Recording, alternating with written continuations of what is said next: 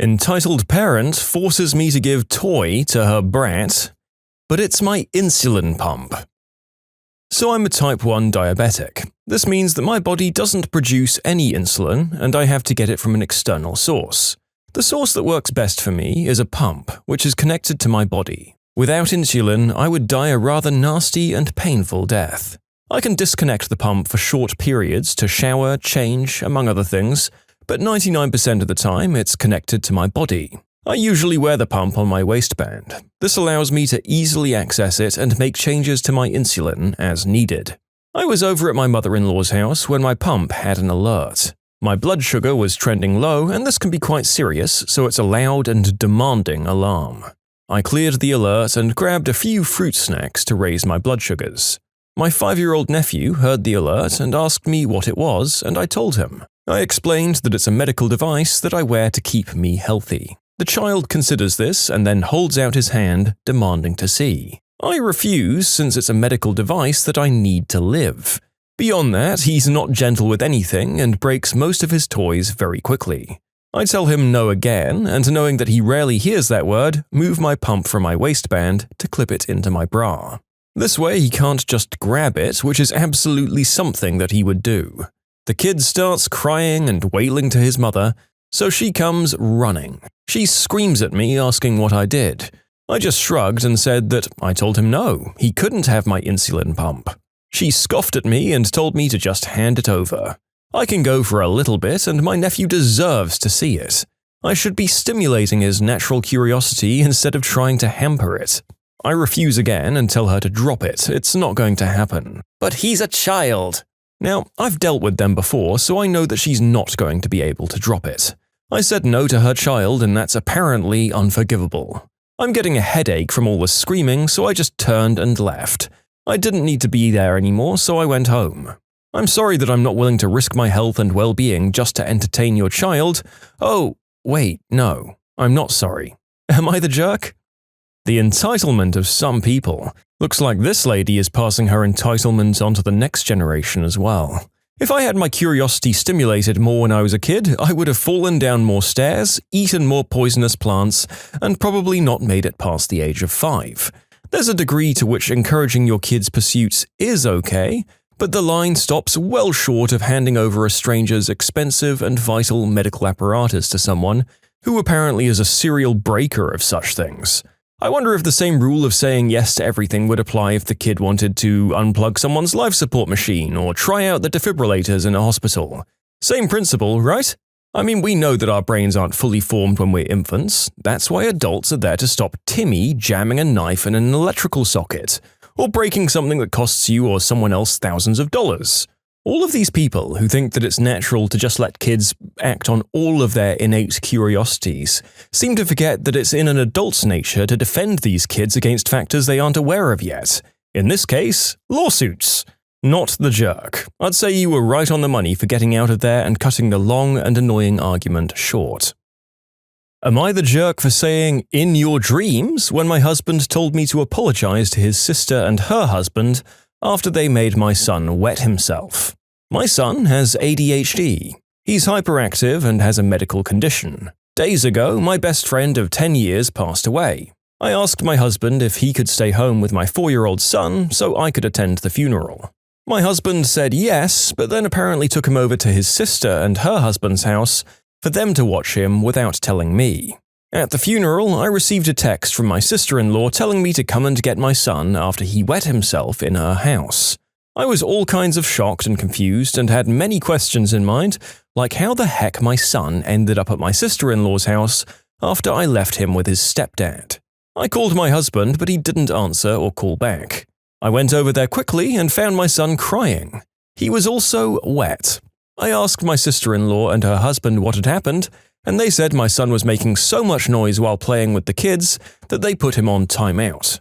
After that, he told them he needed the bathroom, but my sister-in-law's husband said he couldn't go to the bathroom while on timeout and denied him access after he, my son, begged, resulting in him peeing right where he was standing. I lost it at her and her husband completely. Her husband for denying my son access to the bathroom, and her for letting this happen and not doing anything about it. Her husband explained that he thought my son, like any other kid, is old enough to hold it in until timeout was over, which was 90 minutes according to him. I berated them for treating my son cruelly and denying him a simple request. I asked how they could do this to a child with a condition when they themselves are parents. Sister-in-law got offended that I implied she and her husband were neglectful parents. We argued, then I took my son and went home, and my husband wasn't there. He then came home, fuming, asking why the hell I berated his sister and her husband after they've done him a favor and watched his stepson for him because he had a, quote, emergency.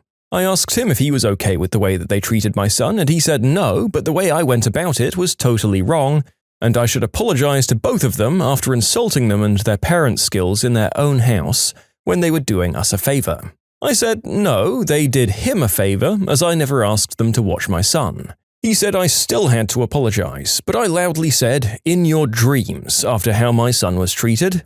My husband was taken aback and described my behavior as juvenile for refusing to take responsibility for my actions. Things escalated. I had to take my son and go and stay with a friend. My husband kept texting like how I was avoiding confrontation and refusing to admit I overstepped. He said he only expects me to come home after I apologize to his sister and brother-in-law. Am I the jerk?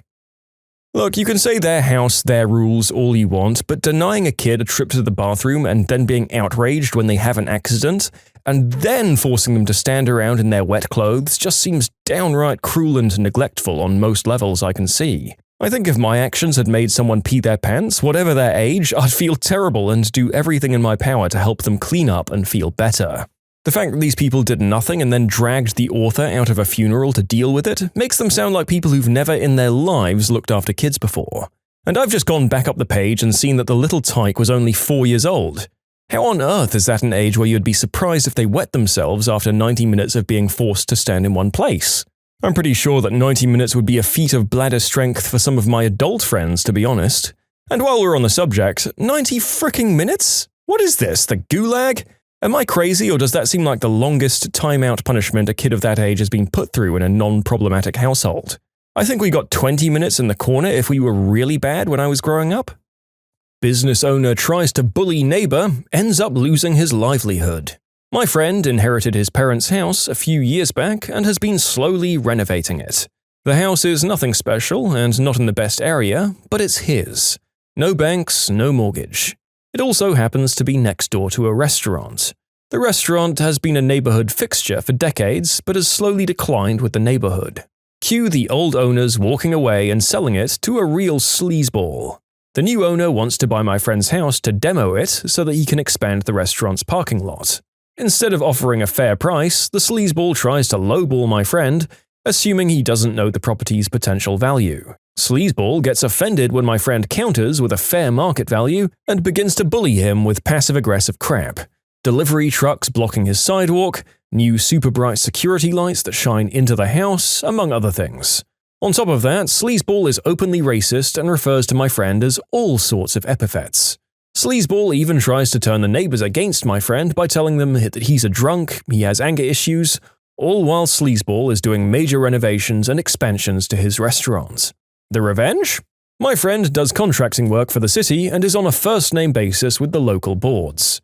Turns out Sleazeball didn't file for the proper permits. After an anonymous report to the inspectors, he's ordered to demolish the new expansion. You'd think that would be it, but no. The restaurant hasn't been properly inspected for years, and the city orders further inspections. Another anonymous report stated that the restaurant was unsanitary. No surprise, it fails health and safety inspection and is condemned as structurally deficient.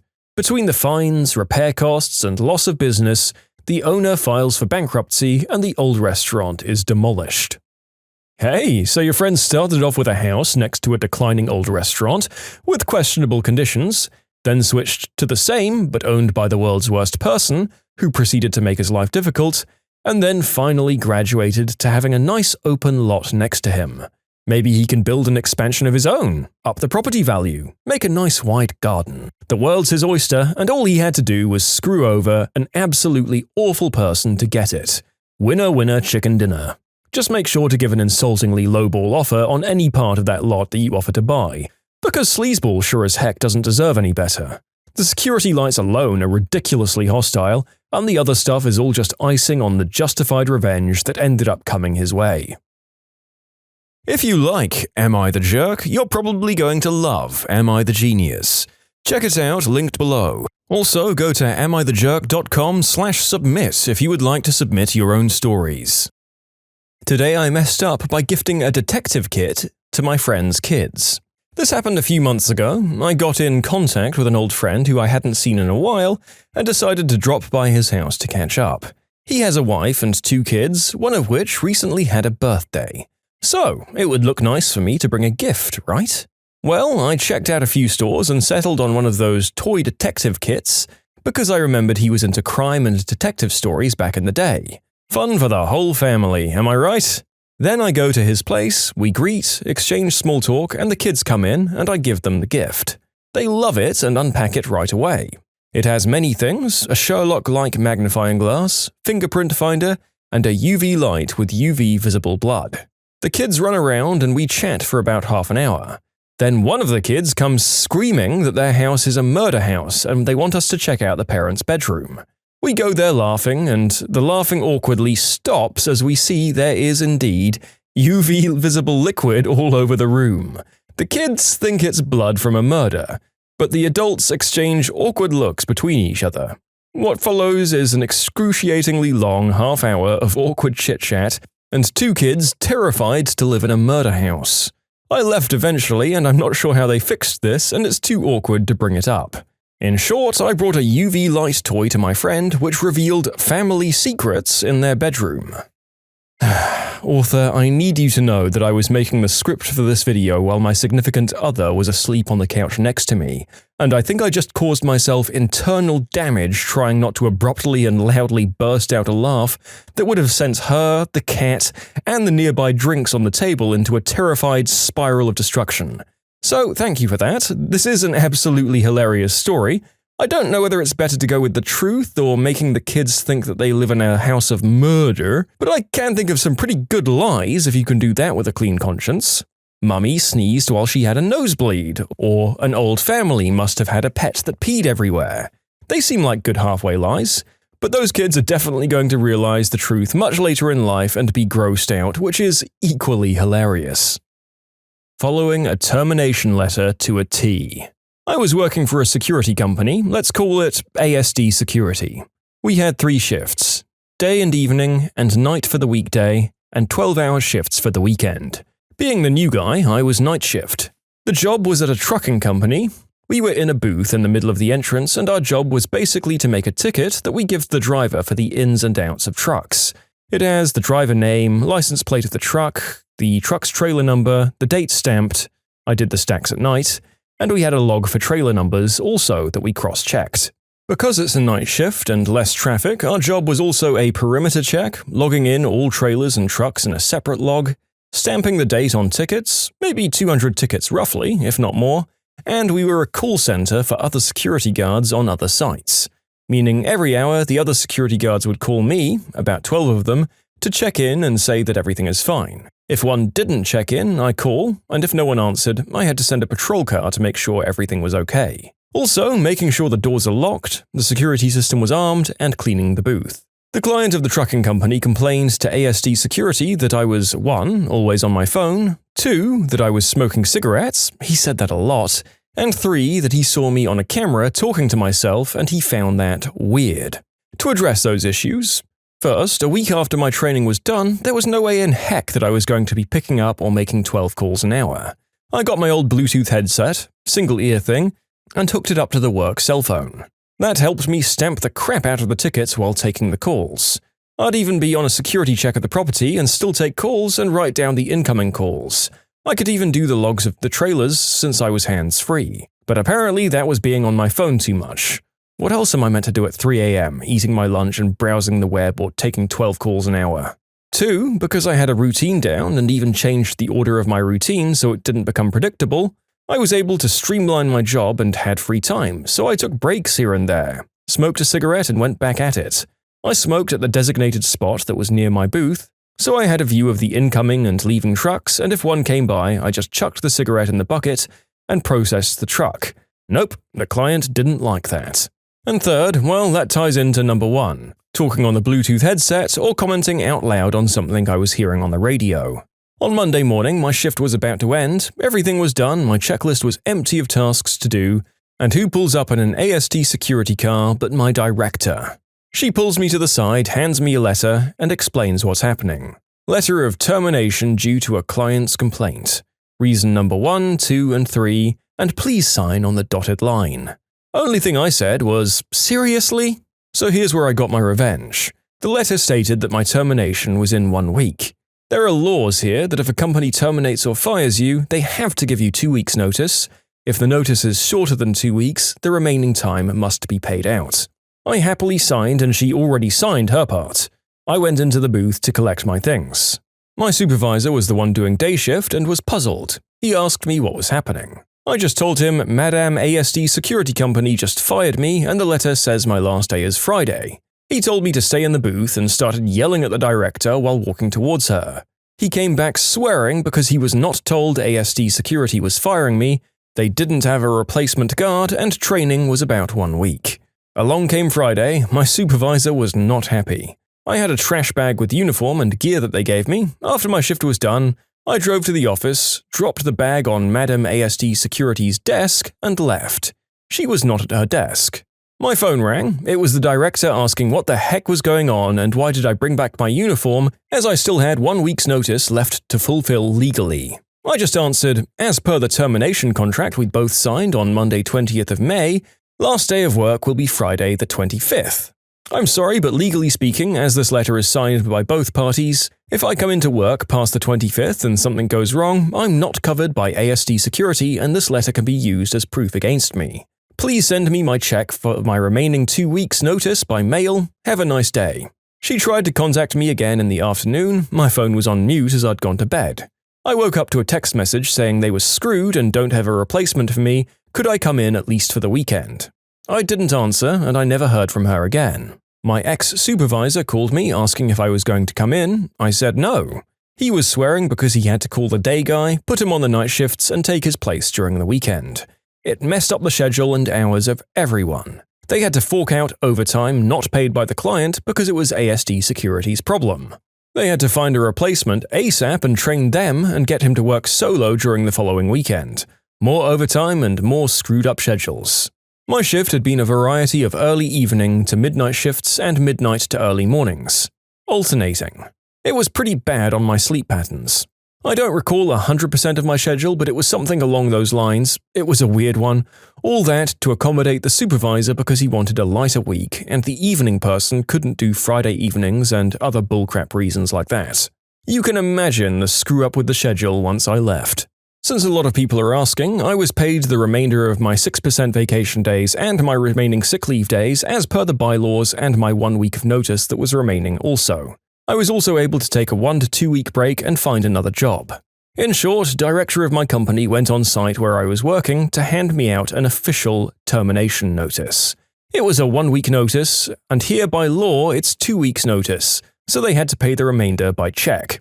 The supervisor on set didn't know they planned to fire me, and they never found a replacement for me in time, since it was supposed to be 2 weeks' notice. The company had to screw around with the schedule, train someone, and pay overtime. Even the supervisor had to work on the weekend. When crap hit the fan, the director called me to ask if I could do the other week. I told her I signed a paper stating 1 week notice. Sorry, legally I cannot. She texted me to at least cover the weekend, and I never responded. My lord, talk about not even trying to stand up for your employees. Not even an inquiry as to why the employee might be on the phone or appear to be talking to themselves. Apparently, they'd rather fire and train someone new rather than explain why it looked like someone was doing all this stuff. Bad management. And talking to yourself surely is very hard to push as a fireable offense. But hey, it sounds like this was a pretty crap job and an even worse company to be working for, so maybe not a massive loss to go throwing around lawsuits over. But good on you for making them stick to the terms they'd accidentally written and screwing over everyone. What was with them asking you to do work after your contract had ended and not even offering to make it worth your while? Like, in what universe did you have any obligation to help them out after how they'd treated you? I think I would have offered an outrageous hourly rate for my services as an independent contractor. Good on you for making them eat their words, author. When you subscribe, make sure to hit the bell to turn on notifications. Put the playlist on in the background to finish listening to all the stories. Or if you want to check out some great music, check out easymode.com. If you like Am I the Jerk, give Am I the Genius a shot. Everything linked in the description.